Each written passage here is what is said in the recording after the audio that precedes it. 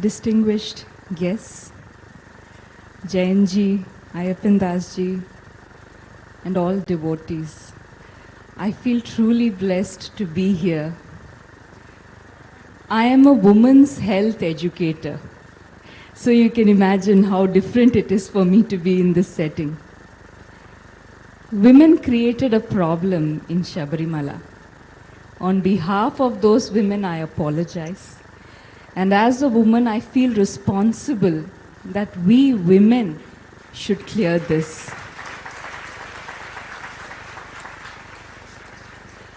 I undertook a study of the Shatchakra temples associated with Sabrimala, guided by Sri Arvind Subramaniam ji.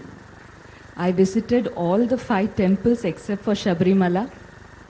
I meditated in each of those temples to understand how the Chaitanyam of the temple impacts the female body.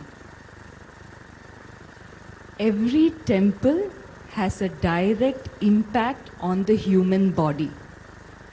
It has a direct impact on our health. As devotees, you don't need to know this. You already know it through your experience. When we stand in front of the deity and fold our hands, we experience that. But when people ask this question and it goes to Supreme Court, how should we answer?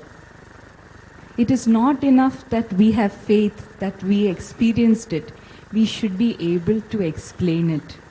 I have made a small attempt to explain that in this book. I will keep it very short. I will tell in just 2 lines. Thank you, Jayanji.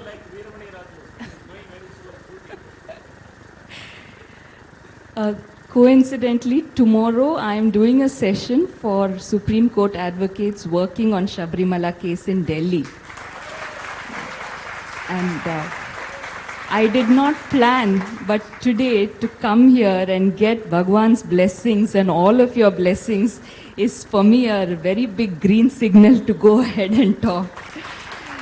So, thank you, Jayanji. Extremely grateful.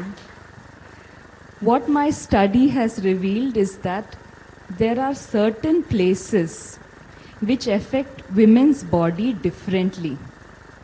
And Sabrimala is one of those places. If women in the menstrual age group enter Sabrimala, they will definitely have problems in the reproductive health. Their period will alter, they will have difficulty menstruating, and they could have severe menstrual disorders like PCOD and endometriosis. How and why I have explained in my book. There is one more temple in the Shatchakra temples where women in this age group are not allowed beyond a point, and that is the Aryan Cow temple. I went there, but women could go up to a certain point. The minute I stood there and had the darshan of Bhagwan, I started tearing up. Now, for someone who has never even been to many temples, this was very strange. I started tearing up and I could not stop. And then I met Arvindji and asked him, what is there in Aryan Cow? Why is it having such an effect? But I actually understood something. After visiting Aryan Cow, my own cycle changed. And there is a reason for these restrictions. At the same time, I started my study from the Bhagavati temple in Chenganur. When I visited that temple, my cycle actually aligned with the earth's fertility cycle. That means you get your period with Amavasya.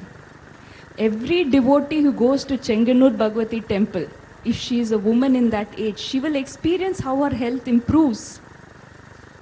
But that same temple, I went the second time, there were at least 100 Ayyappa Swamis. And after visiting that, in the presence of those Ayyappa Swamis, my cycle was again disturbed. If just the presence of Ayyappa Swamis can do that to your cycle, imagine going to Sabrimala, how it will disturb your health.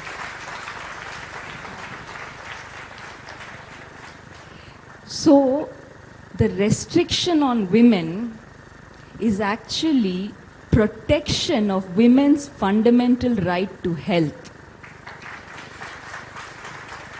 And Shabarimala, by passing this rule, has been protecting women, not discriminating.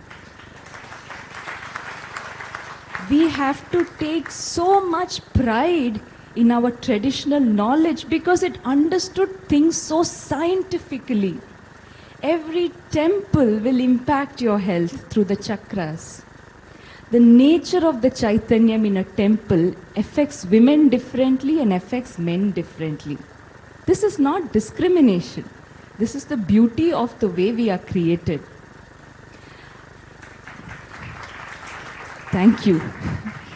I will give just one last example. When I was researching Shabarimala, I wanted to see anywhere else in the world, are there similar restrictions? I found two examples. Mount Athos in Greece and Mount Umin in Japan. Both these places are at an altitude of 5,000 feet and women are not allowed. Women of any age are not allowed. In fact, even female animals are not allowed. And there are many studies, not by Indians, by Americans, Europeans, there are many studies which prove that altitude impacts female fertility. And on the way to Shabarimala, Arvindji just educated me, there is Karimala, which is around 5,000 feet. So now you know why the 41-day yatra cannot be done by women. Everything, every tradition has a science to it. And we hope to present this to the court in the language of science. And let us see, maybe with all your blessings, this perspective will go through. Thank you so much. Thank you.